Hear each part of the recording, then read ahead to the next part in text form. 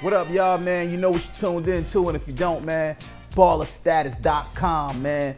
DDTV also, that's Digital Dynasty TV, man. Advocate, what up, man? Holla at your boy, all right? All right, dude, so it's been 4 years, man, since our last interview. A lot's happened.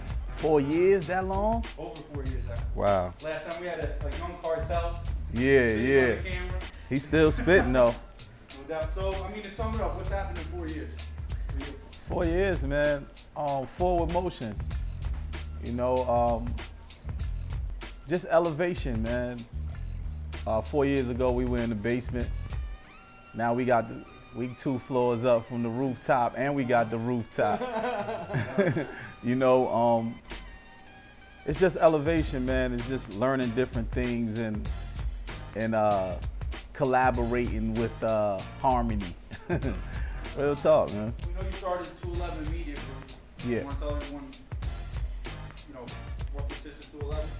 211 Media Group is a company founded and started by me and my man Eon Haynes. We call him Mr. Ink Flow. It's my partner in crime.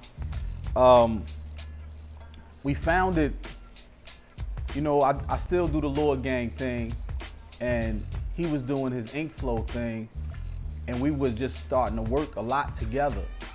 And from that, we were doing so much work together that we started calling projects that we jointly did LI, which people know that we have a skateboard company called LI Decks, and that's where that came from. But then we said we can't call everything we do LI, like it's Long Island or something. And we just felt like some people were telling us, man, you know, when you guys really get it together, when you guys figure out what y'all doing together, then y'all gonna make it happen. And we just called it 211 because that was the address of the building that we was doing everything got up. So 211 Media Group, man. Mr. Eon Haynes, he can speak for his damn self. No doubt. All right, man, so it's also been 4 years since we dropped the last mixtape. Yeah. Solo, Do It All one, The Hunger in My Voice.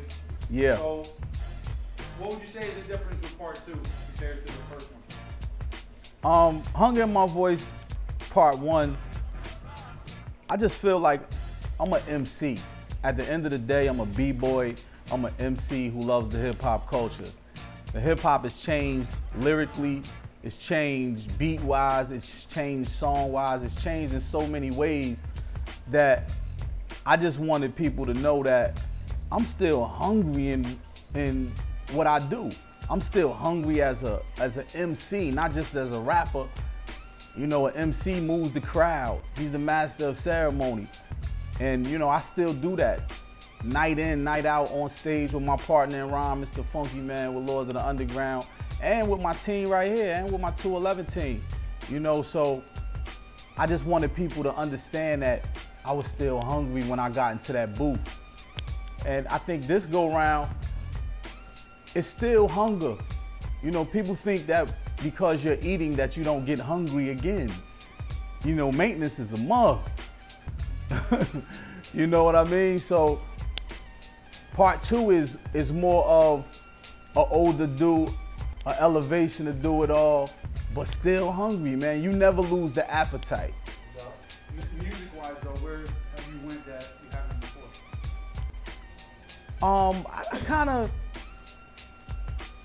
I think on Hunger in My Voice part 2, I wasn't scared to experiment. Meaning, like, what I rock to is boom bap, but it's not just necessarily kick, snares, and a hi-hat. You know what I mean? It's more just creative music. I have opera on Hunger in the Voice part 2. And that sounds crazy, but I don't even know if people are gonna peep it. You know? I'm not singing that. A real opera singer. Shout out to Elizabeth. She's a young girl, 17 years old. She goes to she studies opera. I forgot the name of the school, but classically being trained. So I gave her a shot, man. She said she never recorded it in a studio, so I gave her a shot, and I thought she did amazing. On that record is my man Drift. You know, shout out to King Kojo. Also, Blackberry Molasses, who's a heck of a poet. She's on that joint. So I kind of did a bunch of things with that record, man. So who are all the features on it right now? Hunger in My Voice, features on Hunger in My Voice. First out the box, you got the Funk Doc, Mr. Green, Red Man himself. You got Trigger Tretch, formerly of Naughty by Nature, now of Naughty Nation. Shout out to all the Naughty by Nature though, man. You got my team on there, man. You got Killer Kyle Williams, Kyle Will. You got a lot of people on there, man. You got Follow the Dapper. You know what I mean? Come on, man. You got my man Cartel on there. You got my man Seneca the Misfit on there. We even got a shout out, a voice. We even sampled Dr. Wells, Dr. Lauren Wells, who's the executive director of our nonprofit 211 Community Impact. We even sampled her voice on there. 211, baby. 211, baby. So, I mean, you got that. Who else I got on the album, man? Oh. Let's take a segue with that. Why don't you tell them about 211 Community? And we'll bring it back. All right, cool. So before we get back to who I have on the album, because it's some monsters we're leaving out right now. But 211 Community Impact is a nonprofit organization that was founded by myself, my partner from 211 Media Group, Mr. Inkflow, and Dr. Lauren Wells. Anybody that knows me knows that I've been, you know, I love my city, Newark, New Jersey, and I've been putting in work, meaning trying to do my part, being part of the whole for years. And with the formation of 211 Community Impact, Dr. Wells and I came together and she had some great ideas that I felt like can take my ideas to the next level with adding her to the piece of a new beginning, you know what I mean? And from the ground level of helping our city. She's also from Jersey, and I mean, we doing our thing right now. I mean, let her tell you what 211 Community Impact is. This thing that's bringing my background in education and policy and academics together with Du and Theon's experience in graphics and entertainment. And it's something that hasn't been done anywhere. And so I feel like we have an opportunity to utilize relationships that we all have individually and bring them together in a way that will mobilize and magnify the problems in the city and allow us to have a real collective impact on the city. I think it's an opportunity to express things in different ways. The purpose of the organization is to take public policy and to make it accessible to the people that live here so that they can take ownership of their community and their lives again. And you know, I think it's necessary and needed in the city, and I'm told very often that this kind of thing is necessary and needed. Yeah. You guys do a lot of stuff too. Now we start doing great things. All right, so back to the mixtape. Yeah. So I got Bump Pro back there. All right. Bump Pro, man. Rock hop to the fullest, man. Incredible sound. Wow, man. I think when the world get a taste of him, man, they're gonna understand what I'm talking about. Like I said, we got Kyle Will, we got Seneca the Misfit from Baltimore, Maryland. We got Cartel, straight Jersey.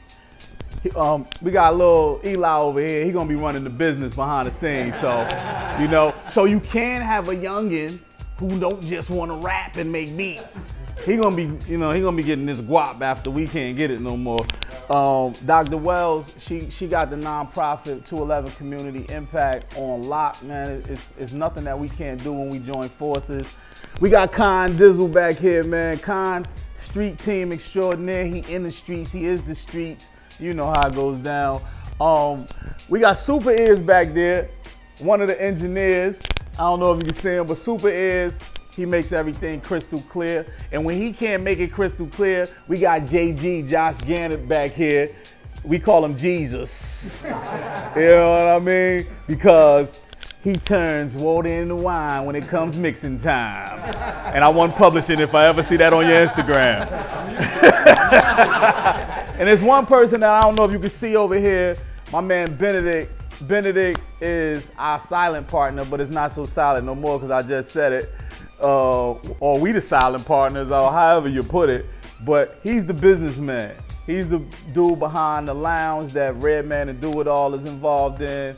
You know, 972 Broad Street is gonna be an extraordinary lounge when it's finished, and it's almost finished. But that's the businessman right there. He don't even talk too much unless you got paper to talk about, baby. You know what I mean? So, and it's about buying up them properties, man. So, you know, I think hip hop is just growing up, man, and it's taking a lot of different, taking advantage of a lot of different opportunities, you know. When I first came into the game, I was 18 years old. And now it's like, if I'm still acting and rhyming like how I was when I was 18 years old, then something to be wrong. And don't get it twisted too, I'm not competing with any of Drake fans or ASAP Rocky fans, or I am hip hop, just like they consider themselves to be hip hop. I've been doing it for 20 plus years.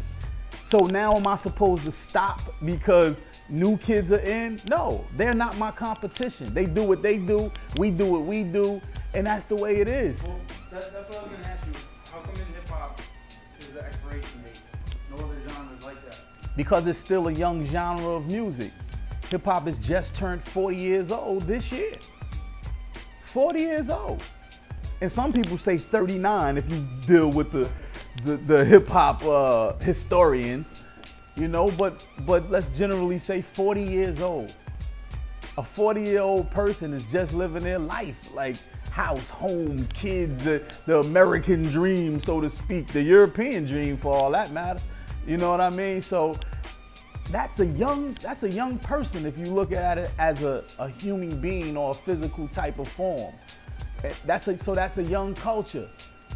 And when something is that young, it still has a lot to live, a lot of living to do to prove, you know, to show through his experiences. You know, so when we first came in the game in the 90s, we were young. You know, it was real young. Now, I know you guys shot the Zoo movie. Yeah. Right now it's on DVD. Mm-hmm.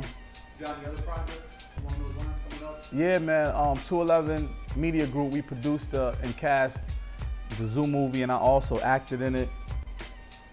We have a new project. We just got this project last week, so I'm not gonna say the name yet because the paperwork ain't done. But I'll say it's a real big budget for us anyway that we're dealing with. You know, triple time Zoo. So it's just an honor, man, that somebody saw our work at 211 Media Group and said, I want them to do my next project, and it's more money. You know what I mean? So it's a lot of projects coming up, and then we have a project that we have in the can, well, not in the can, excuse me, but on the table that we're thinking about. We're in the process of formulating right now, called Number 2, written by a female by the name of Nikki Sims. It's dope. A bunch of stuff, man, a bunch of stuff. We move, and also 211 Media Group, we produced a video by Shalik Rivers, an R&B singer. I think he's like in the top 15 right now, man. Adult contemporary, young dude though, crazy. Yeah. Oh, and I'm tripping, man. We produced a movie called Lost Book of Rap. That's looked like it's about to tear the festivals up for next year. It's written by my man Ron Elliott, shot by him. It's a tough movie, man. It's a tough movie.